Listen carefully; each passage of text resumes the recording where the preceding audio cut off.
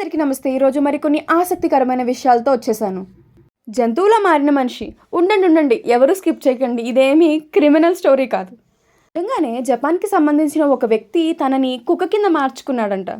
విషయం ఏంటో తెలుసుకుందామా? పేరు టోకో. ఆయన జపాన్లో ఉంటారు. ఆయన ఇలా మనిషి నుంచి కుక్కగా మారడానికి $14,000 ఖర్చు పెట్టారు. అంటే మన ఇండియా కరెన్సీలో 11,66,543 రూపాయలన్నమాట. $14,000 కూడా తనకి ఏదైతే వాళ్ళు కస్టమైజ్ చేసి వేసిన కాస్ట్యూమ్ ఉందో ఆ కాస్ట్యూమ్కి అండ్ అలాగే కొన్ని క్రిటికల్ సర్జరీస్ చేయడానికి ఖర్చు అయ్యాయంట. సర్జరీస్ జరిగిన 40 రోజులకి తను కంప్లీట్గా ఒక మనిషి నుంచి కుక్కగా మారాడు. మీరు ఈ పైన చూస్తున్న వీడియో తను ఆన్లైన్లో పోస్ట్ చేసినటువంటి వీడియో. ఆ వీడియోని చూస్తే మనకు అర్థమవుతుంది తను నార్మల్ డాగ్ లాగే ద్రొలుతున్నాడు అండ్ వేరే కుక్కలతో ఇంటరాక్ట్ అవుతున్నాడు, అన్నీ డాగ్ లాగే చేస్తున్నాడు. చాలామంది రిపోర్టర్స్ ఎందుకు మీరు ఇలా యానిమల్గా మారాలని అడిగితే ఇది నా చైల్డ్హుడ్ డ్రీమ్ అని, ఈ డ్రీమ్ని అచీవ్ చేసుకోవడం నాకు చాలా హ్యాపీగా ఉందని చాలా సంతోషంగా చెప్తున్నారు. నెంబర్ 2, ఇందులో ఎంతమందికి మౌంటైన్ ట్రెక్కింగ్ అంటే ఇంట్రెస్టో చెప్పండి.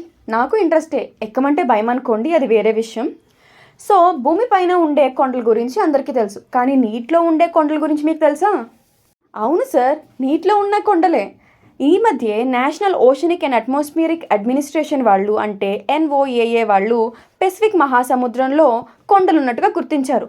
అది కూడా ప్రపంచంలో అతిపెద్దదైన బూర్జ్ ఖలీఫాకి 2 ఇంతలు ఉందంట.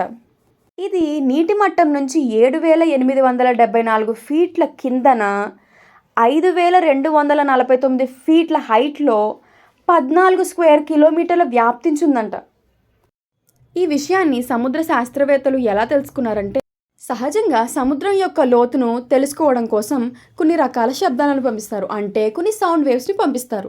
ఈ సౌండ్ వేవ్స్ ఎంత టైంలో వెళ్తున్నాయి, ఎంత సమయంలో తిరిగి వస్తున్నాయి అనే దాని ఆధారంతో లోతును లెక్కిస్తారు. అంటే పరీక్షలు చేస్తున్నప్పుడే ఈ విషయం బయటపడింది.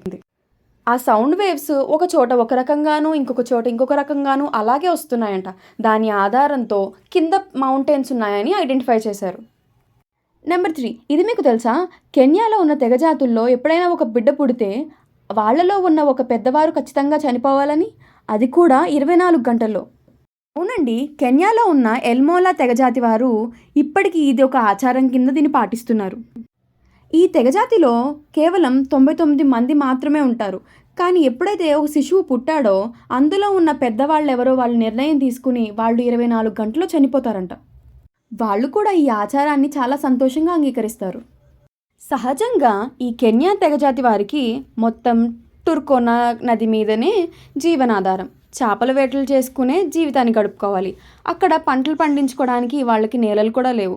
అందుకే కావచ్చు ఆ పూర్వీకులు ఇలాంటి ఒక పద్ధతిని తీసుకొచ్చారు. నెంబర్ 4, మీకు తెలుసా? రీసెంట్గా సైంటిస్ట్ సౌత్ ఏషియాకి సంబంధించిన ఆస్ట్రేలియా భాగాన్ని గుర్తించారు. ఇది 155 లక్షల సంవత్సరాల క్రిందట జరిగిన విషయం అంట. మీకు తెలుసా? ఇలా విడిపోయిన భాగాల్ని మనం అర్గోలాండ్స్ అని పిలుస్తాం. దీనిపైన శాస్త్రవేత్తలు ఇంకా అధ్యయనాలు చేస్తూ ఉన్నారు. నెంబర్ 5, ఇప్పుడు నేను చెప్పబోయే 2 స్టోరీస్ కూడా కొంచెం ఫన్నీగా ఉంటాయి. Hold your smile. ఉగాండాలోని ఈ మహిళని ప్రపంచంలోని మోస్ట్ ఫర్టైల్ ఉమెన్ కింద పిలుస్తారు. తన పేరేంటంటే మెరియామ్ నెబటాంజీ. అలాగే ఈమెని మామా యుగాండా అని కూడా పిలుస్తారు. తినకి 43 సంవత్సరాలు, కానీ ఈమెకి 44 మంది పిల్లలు. తనకి ఇంకా కనాలని ఉంది, కాకపోతే డాక్టర్లు ఫోర్స్ చేసి ఆపించారు. ఈమెకి 13 ఏళ్లకి పెళ్ళైందంట. తినకి 3 sets of quadruplets, 4 sets of triplets, 6 sets of twins పుట్టారంట. వివరిస్తానుండండి. అంటే 4 పిల్లలు ఒక కాన్పులో 3 సార్లు, 3 పిల్లలు ఒక కాన్పులో 4 సార్లు, అలాగే 6 సార్లు ట్విన్స్ పుట్టారంట. మొత్తంగా 36 మంది. ఒక రేర్ డిసీజ్ అంట. ఈ డిసీజ్లో అండాలు ఎక్కువగా రిలీజ్ అవుతూ ఉంటాయి.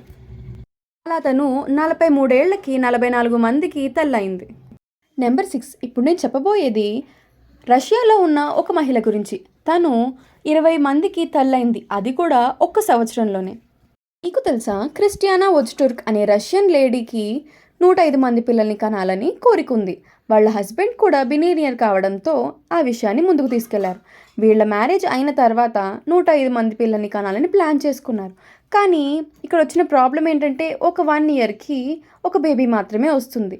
105 మందిని కనడం ఇంపాసిబుల్ అని ఆలోచించి వాళ్ళు సరోగసీకి ప్లాన్ చేసుకున్నారు. అలాగా 20 మంది సరోగసీ మదర్స్ని అడాప్ట్ చేసుకుని 20 మంది పిల్లల్ని కన్నారు. వాళ్ళు ఈ సరోగసీకి ఖర్చు పెట్టినది 168,000 పౌండ్లు అని అంటే మన ఇండియాలో 1,77,22,956 రూపాయలన్నమాట.